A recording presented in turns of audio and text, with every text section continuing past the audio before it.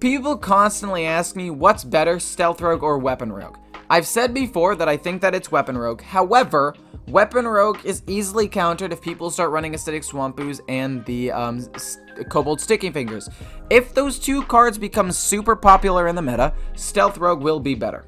I'm just saying that right now. That being said, I think that this deck is quite good. Some people ask me why I run 2 Saps.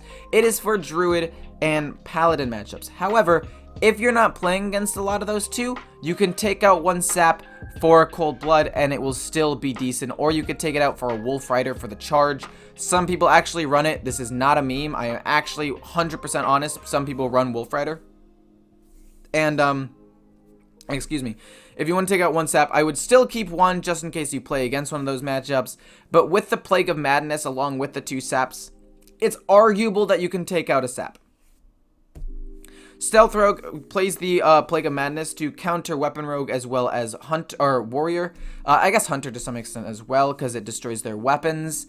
And that's about it. This deck has a few built-in counters, like I said, with the Plague of Madness and the Saps. And then other than that, it's a very, very aggressive, hard-faced deck with Jandice. I did throw in Jandice into the deck for a little bit of top end. She's just super duper strong. I find it hard to believe that she's not good in this deck. And in terms of keeps, Spy Mistress, Worgen Infiltrator, Sneaky Delinquent, Greyheart Sage are the ones you want to go for. Ash Tongue Slayer is good if you have a stealth minion. And Backstab is good into aggro matchups. Don't keep Secret Passage. It is a bait. It's similar to Voracious Reader in other aggro decks. And that's about it. Also, usually use Secret Passage around turn 6, so that way you can at least play Jandice if you end up drawing it, or have enough mana to like use other things later on. So that is about it. If you guys enjoy, feel free to like, comment, and subscribe, as well as check out my Twitch. And if you have any questions, feel free to ask. And yeah, hope you guys enjoy the video. Let's jump into it. How's it going, Cara Delvaning, the actress with the weird eyebrows? You know your name, so it's that name 91. I don't really want any of these. Backstab's kind of useless. Eviscerate you want to draw off of, say, like a Secret Passage, and I want more 1-drop tempo, please. That's bad. This is really good, though. This curves out quite nicely. Southsea Deckhand's not the greatest, but it'll get the job done. Weapon, Hero Power, unless you draw 2-drop. I'm hoping to draw 2-drop. Raid, question mark? What about Raid? Raid Shadow Legends? Or what? Eviscerate? God. That's not good. Justice is mine. Well, we have to do that. This is fine. And then we're gonna hero... Oh, you're coining? Innervating Overgrowth? That's fine. I get to push a little bit more damage. I think that play was a little bit greedy by him. I think he should have taken the time to kill this. The fact that he didn't is quite nice for me. We'll play both of these and hit face with them. And then hit face with this. We actually have done a decent amount of damage. This is nice. Unless he has Lightning Bloom and Guardian Animals. But what are the odds he had Innervate, Overgrowth, Lightning Bloom, and Guardian Animals all near his opening hand? Like, I feel like that's pretty unlikely. And we've pushed a lot of damage. If he has Swipe, if he's going that build, fine, I'll accept the Swipe. I do play into Swipe very hard here. But I feel like he's not. What's your opinion on crafting legendaries from Year of the Dragon since they are going away next year? You're awesome, kid. Well, I do think that crafting them from the Year of the Dragon is, generally speaking, not great unless they're like absolute staples. But if they're like cards that you kind of want but you don't really need that badly, I would advise against it. Okay, he innervates and then hero powers. I don't really know what he's looking for. Maybe he has a Guardian Animals in hand right now, and he's just hoping to get it. I want to hero power and play something good, you know? Another Eviscerate? Ooh, how much damage do we push here? I could do 2 and get out a 5-2, which then gets rushed into.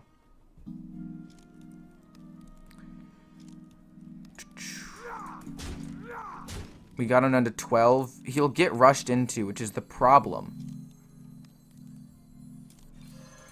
But we have to do some extra damage. We gotta go for it.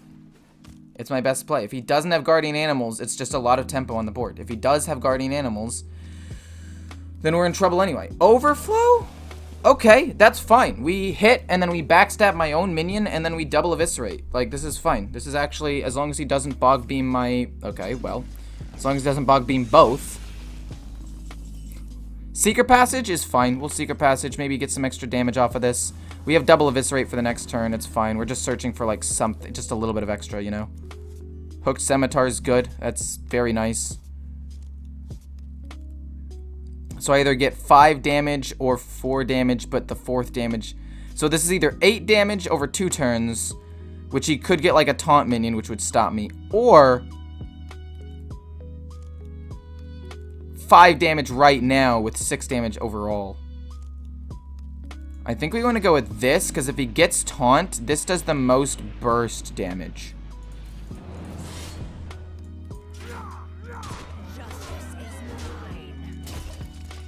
Right, so that does the most burst damage, which is nice. Bran is really good. Yeah, like if you want to play like Zephyrus or Bran, like those legendaries, I would still recommend crafting. But other ones, maybe not. Guardian Animals, okay. He draws a ton of cards here. Let's see what else he draws.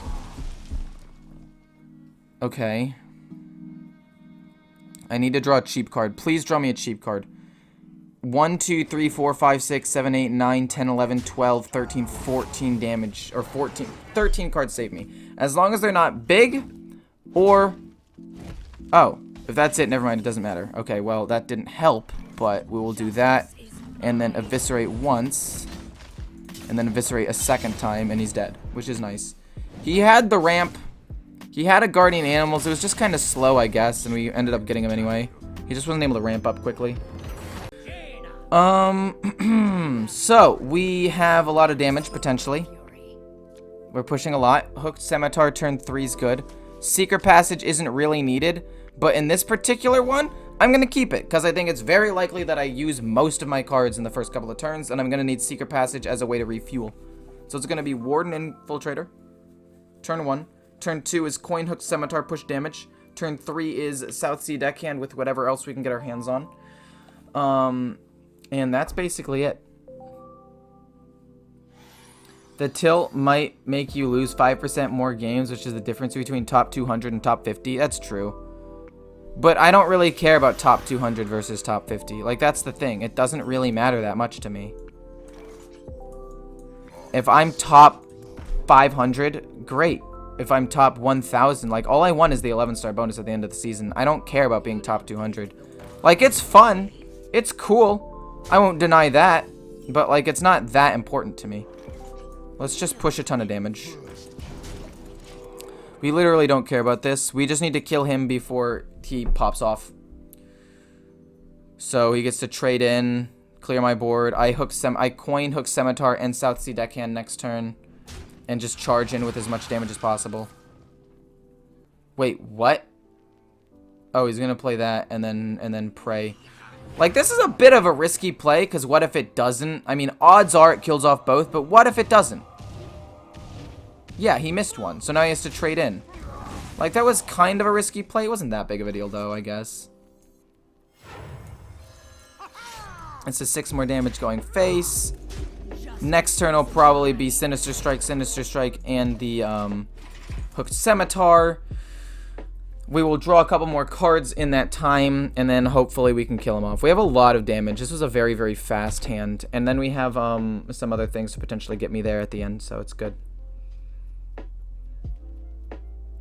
Do you know roughly what legend that you need to have the 11-star bonus? It's about 1,500 is roughly the minimum. Okay, that makes sense. For some reason, I thought it looked like he was pinging his own minion. That's pretty bad for me.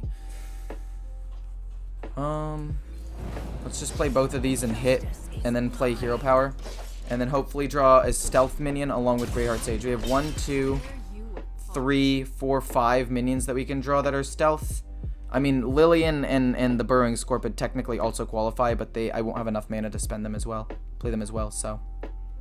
We're just going to try to do as much damage as we can as quickly as possible, and That's basically it. Arcane Breath on that, so he can discover a spell. It's gonna be Ice Barrier. Yup. Of course he got Ice Barrier. I expect nothing less from this man of class, to get Ice Barrier. It's absolutely incredible. South Sea Deckhand. Okay, we will play this. We will hit his face. It will be Ice Barrier. It is Counterspell, actually, which is weird. Or at least I think it's Counterspell. Okay. So I want to bait that out with something, so I don't want to play Secret Passage yet. I need to draw a Stealth minion, please.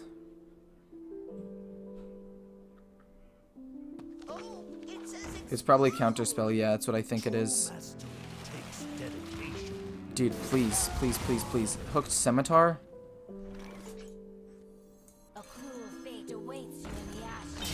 Okay. We kill him in one more turn. We kill him in one more turn. Can we get there? Can we get there? Okay.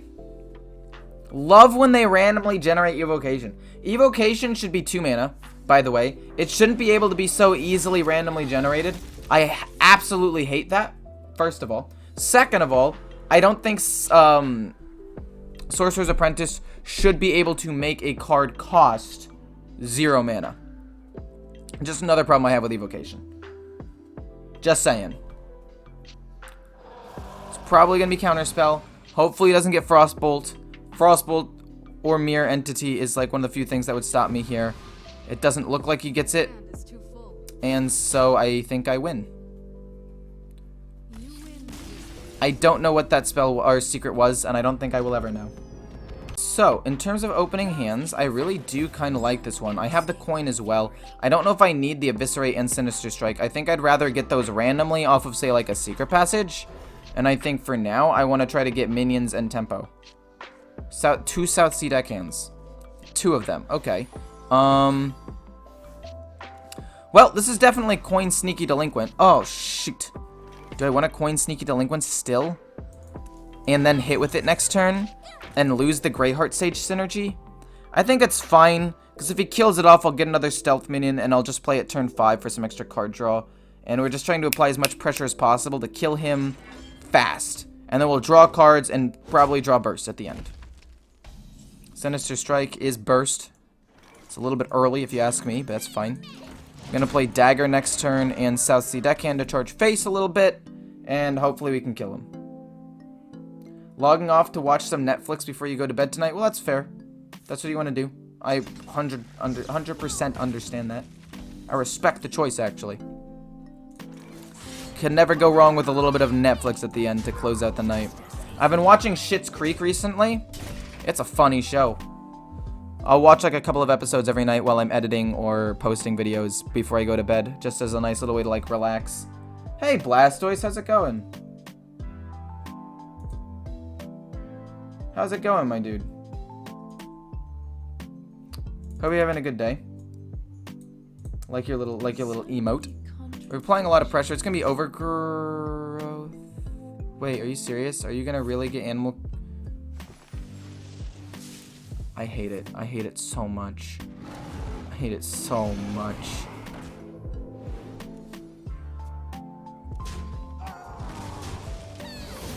Dude. But it's okay. Guys, hold up. It's balanced. It's balanced because it's overloaded. Hear me out. Hear me out. It may sound a little weird to say this, but I personally think that being able to get roughly 13 to 14 mana value out turn 4 is balanced because they overload 2 to do it. That's just me. Maybe it's a bit of an unpopular opinion, but that's my opinion. Backstab is whatever. Hooked Scimitar is pretty good. Do I just go face hard here? And ignore the... No, we have to kill the cleave so he doesn't cleave off everything. And then we go face with this. And I guess I could eviscerate that to stop it from killing more stuff. It's not like I don't have enough damage in my hand. I just don't want him to potentially get that to pop off. It basically keeps him from being able to play like Overgrowth and then double trade into both my things and leave me stranded. I feel like I had to eviscerate that. We still have Lillian and Sinister Strike and Hook Scimitar. We actually have a pretty decent state here. Alright. Oh boy, guess what? Gotta love 2 mana, send him back to your hand. These two go face. That's not quite enough damage, so let's just play Lillian and play this one out a little bit slower. Ah! No! I needed to play her here. Because if he has the charge, or the rush, with the broomstick, now he can kill off everything. And I might have messed up. Is this going to be a Sarah or something big? Oh, Overflow to heal a ton. Okay, it's fine. Heals a ton, draws a ton of tons of cards. I don't mind that very much. Kills off my minion. I have 7 plus 7. That's 14 damage, just minimum, just sitting there. You know how it is. We just go hard face. And we kill him. I absolutely love destroying druids, man. Oh, it feels so good. It feels so good. So, no nerfs needed, Blizzard. It's all balanced. Well, I say that druids balanced because guys, they were overloaded too. I mean, sure, it was 12 mana value.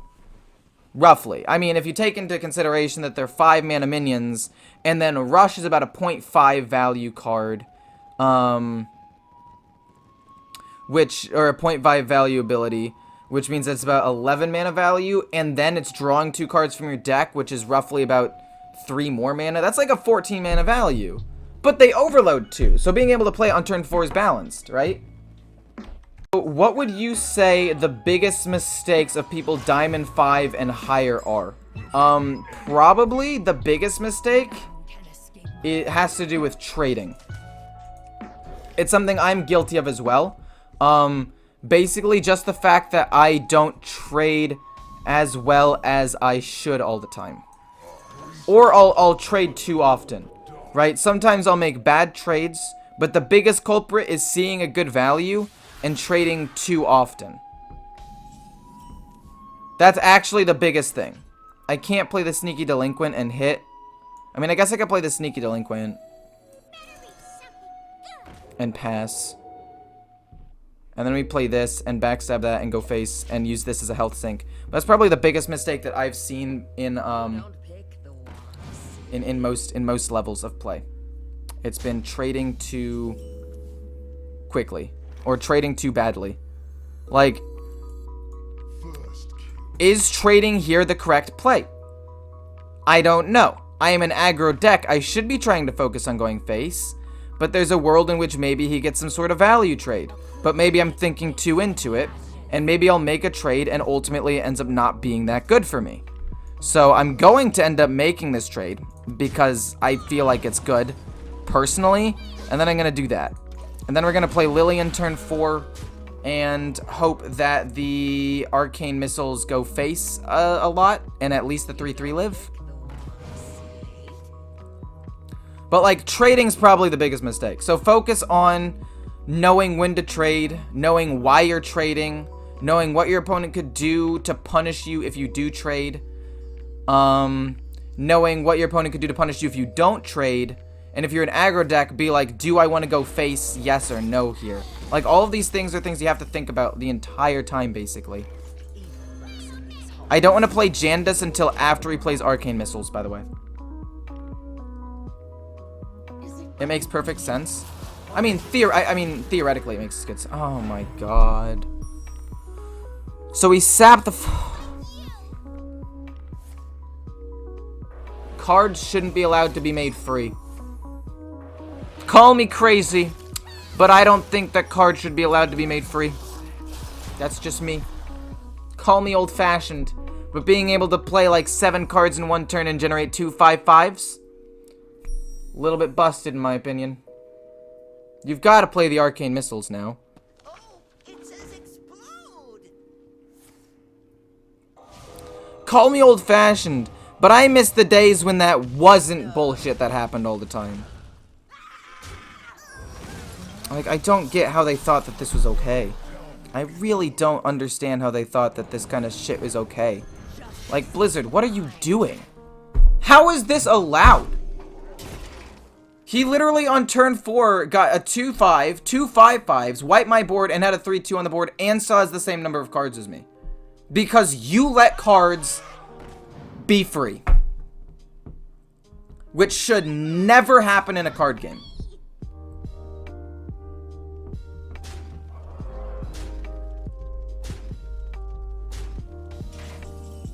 Like, this is ridiculous.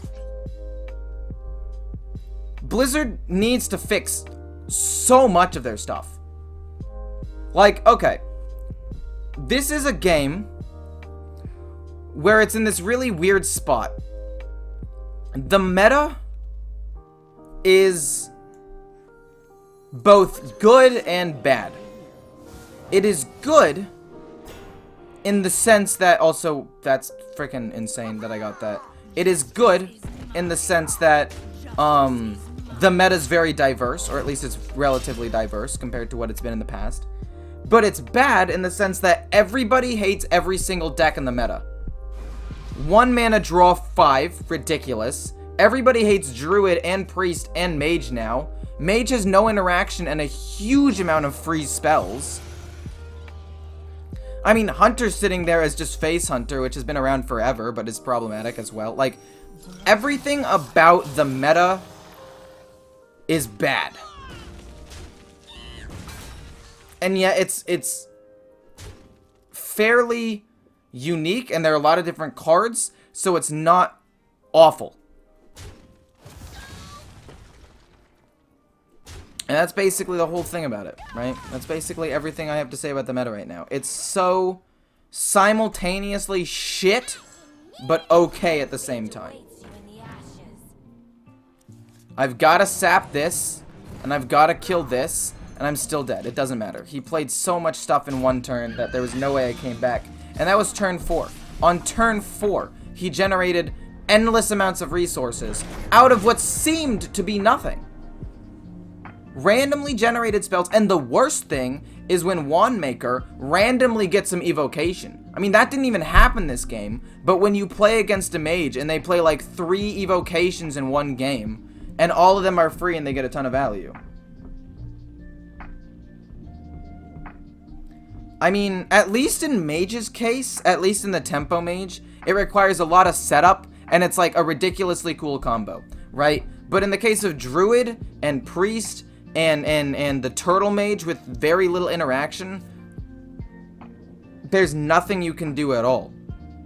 And then there's the fact that you play against rogues, and you're like, okay, I'm at 11 health. They have nothing on the board, but you know, they could just Secret Passage, double Sinister Strike, Eviscerate, and then Hero Power finish me off. That's 11 damage, and you gotta always be worried that that could potentially happen. So, like, the meta is simultaneously healthy, but not fun. And I don't think...